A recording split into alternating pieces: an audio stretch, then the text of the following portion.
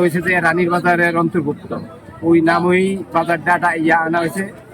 ওই বাজারটা হয়েছে যে ওখানে রাস্তার উপরে গরু উঠানো দেখতে আমাদের টিউনি সাহেব পরিবেশের কারণে এই রানীহাটের বাজারটা ফরকাবাদ হাই স্কুল মাঠে স্থানান্তর করছে। আমরা যারা আছি আমরা একাধিক 1-150 লোক এই বাজার সংস্কার বা তত্ত্বাবধানে আছি। আমরা বাজারে যে গরুর কিতার হয়েছে যে 1000 টাকা আর বিক্রিতার 1000 টাকা, মোট 2000 টাকা আমরা হাসিল নিচ্ছি।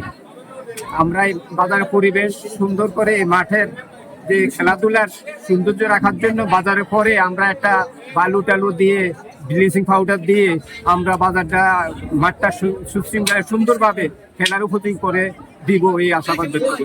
নির্ধারিত জায়গা আমাদের দেখলে বাইরে মাঠের বাইরে কোনো গরু নিচে বেশি হয়েছে দিয়া ওই ছানা দাড়মি কয় আর কি, ছানা গাই আর গায়ে আর দালমা গরু খুব কমে আসছে। তো সব যত গরু আছে খুবই সৌন্দর্য গরু আছে, দেখার মতো গরু আছে, হৃষ্টপুষ্ট গরু কোরবানি দিয়ে মানুষের শান্তি শৃঙ্খলা ভাবে কোরবান দিতে পারে এই সুন্দরভাবে গরু আসছে, বেচা কিনেও হইতেছে ভালোই। সাবল হোসেন মিয়াজি, রানীহাট বাজার।